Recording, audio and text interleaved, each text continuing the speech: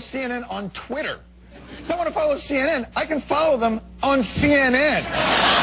I'm talking about Twitter. This is Time Magazine, and it's on the cover. Twitter, which I think is fabulous. Tell us what you think about President Obama's speech. Leave us a comment. All my blogs. Why don't you tell us what you think? Tweet us. Hey, tell me what you're doing this weekend. I want to hear from you. CNN has basically given up. They've actually put the power of the news in your hands. A lot of you are weighing in tonight. Here's what Bugsack says. Fighting for the life of children should not include killing a doctor.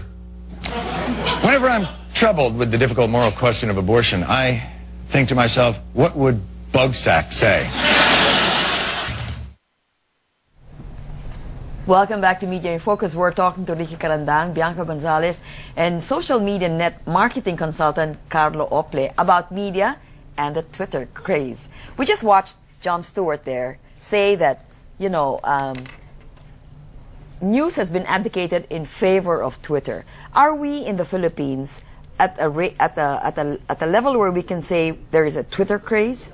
Well, it's not just Twitter per se. It's, when it comes to the news, it's really the entire social media spectrum that you're talking about. Before, you have to go out and find the news or look for the news. Now the news finds you. Right. You're on Facebook or you're on Twitter, then something pops out with the link, then you go.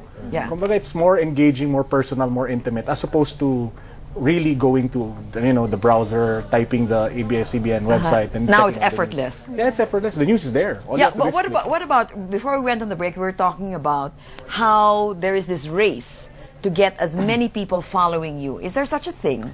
I guess it depends on why you're using Twitter. If it's, for example, for people who are in business, it depends on who. It's more on the quality of the people following them as opposed to the total number. For example, for my job, I would rather have 100 people who are in the marketing industry versus 5 million people who don't know a thing about what I'm doing. So it really depends on the purpose of why you're on Twitter. Okay, so the concept of a popularity contest, like I have 5,000 followers, but Bianca here has 150,000 followers, and Ricky has 15,000 followers. Not even. How are we going to? What is the measure of an effective tweet or a? Well, again, we go back to what I was saying earlier. It really depends on what you're using Twitter for. Okay, and Ricky, what are you using it for? I'm using it because I think I can communicate news and other things to an audience that may not necessarily always be watching ANC. The demographic of ANC is a little older. Yeah. And the demographic of Twitter, correct me if I'm wrong, Carlo, is a little younger. Yeah. So in my tweeting, I'm aware that my followers are younger, tend to be younger than the people who normally watch me on ANC. So it's a different audience. I think if anything, Twitter has actually helped the young people be more into politics and social issues. It really has, especially nga, this past year lang nauso Twitter and then the Ondoy thing happened and then elections happened. So yeah, it's a good thing. And I'm in Twitter for connectivity because people can message me real time. But also I love following like foreign celebrities and foreign, just to see what they're doing and you feel, they're human too. I follow all kinds of people and like what Carlos said, I open it in the morning, I see all the news already. It's like a mini newspaper. And then when you want to learn more about the story, you click the link. So okay. What won't you tweet about? Very personal things I won't. Yeah, like you're where I am exactly, what's happening in my life, like that. I wouldn't. You won't tweet about your love life? Yeah, maybe not. But will you tell us about your love life now? Maybe not. Conan. I love Conan O'Brien's tweet. Britney, I don't follow her. That's a great way of avoiding the subject. I saw it insert, the Ellen Show. Okay, and you, Ricky, what won't you tweet about? My personal life. I mean, I don't really tweet that much about it. Yeah. I go if I like the food I'm eating in a restaurant. I'll tweet about it. And that's about it. I've seen your tweets, and I've looked for the food, and I said, "Wow, why didn't Ricky invite me to this?" Carlo, you were talking about. Ricky was asking you about the profile, the demographics of the Twitter club. Are they different from Facebook? Are they different from Friendster? If you'll base it on all the studies that came out made by Yahoo, Nielsen, etc., internet users in general in the Philippines, a bulk of which are in 10 to 29 years old. Bulk. 10 to 29? 10 to 29. 6 out of 10 Filipino kids are already online. 60%. Wow. That's 6 a lot. out of 10. And this translates to how many in real numbers? Well, we're looking at 26 million by the end of this year. So it's big. Is it here to stay, or is this just a fad? Internet or social media? I'm talking about Twitter. Oh, it will definitely stay because the people using it are really maximizing it. Like what I said earlier, no, it's not.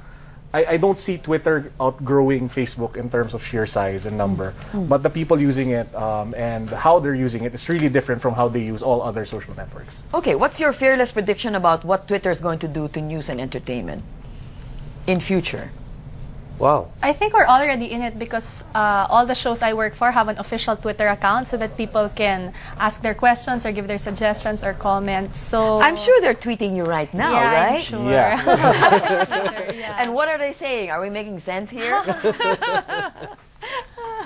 One last question, though. If Twitter is here to stay and more people are going to be involved, in what direction do you see it going, Carlo? Twitter. Yeah. Well, in honesty, more and more Filipinos will definitely sign up for Twitter. All the other media personalities, not just in this station, will eventually see the value of it because it can really, bring you closer to the people. And I'm definitely seeing a lot more politicians. Yes. Since Going on. I've worked with some of them before, Okay. looking at social media very, very closely for 2013 and 2016. Okay. Social media will play a very crucial role in the next election year. So, But there's always this question about vetting, about setting limits, the question of censorship. That went when the internet was born. That went when Facebook was born. Now, the creators of Facebook have now put this Privacy settings, this yeah. privacy issue here. Do you find that it might happen to Twitter as well? Well, in the U.S., privacy is a big issue. Right. Because everyone's already using it. But here in the Philippines, if you take a look at the entire picture, how many Facebook users there are, there's 30 million versus 90 million population.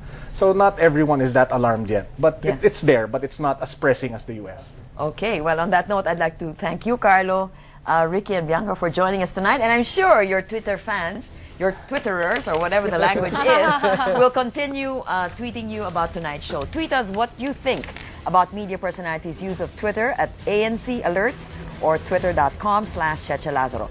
I'm Cheche for Media in Focus. Thank you for joining us. We'll see you again next week. Good night.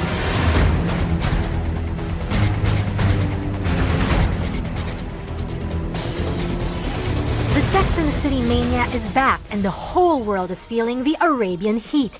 It's the same signature stilettos, eye candy fashion, and out-of-this-world BFFs, only this time flown halfway around the world. So what happens when you take the sex out of the city? Power publicist Carrie Bradshaw and her gals, Samantha, Miranda, Charlotte, escaped to an exotic place. Although set in Abu Dhabi, the movie was actually shot in Morocco, after the producer was refused permission to shoot in the Emirates. News has it that the movie won't even be hitting the big screens in Abu Dhabi because the title speaks for itself. So now the movie is banned. Why? Because of the title and because of the topic. Cultural censorship in Abu Dhabi cuts out kissing, nude scenes, and cussing, pretty much the bread and butter of the SATC franchise. And that's not the only flack that the movie is getting. Reviews say the film is proudly feminist, but blatantly anti-Muslim by depicting Islamic society as puritanical. Critics point out the characters arrogantly thumbed their nose at the region's retrograde gender politics and made fun of women in niqabs or veils.